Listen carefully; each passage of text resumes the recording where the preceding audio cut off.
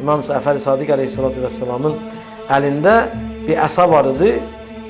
İndi hadisənin təfərrüatı ilə demirəm. Biri dedi ki, İmam Cəfər Sadiqə məzmununu deyirəm. Dedi ki, sən qocalmısan, nədir indidən əsa əlində gəzdirirsən? İndi əsa öz-özündə müstəhəbdir də, 40 yaşından sonra müstəhəbdir ki, kişi əlində əsa tutsun. Bu Peyğəmbər hədislərində gəlib, o dövrə uyğun olur da. İndi hər kəs əsa tutmur ki. Amma Peyğəmbərin dövründə 40 yaşından sonra əsa müstəhəb olur. İmam Cəfər Sadiqə irad edir, sən əlində bu əsa nədir? Sən qocalmısan? Deyir, yox, mən qocalmamışam.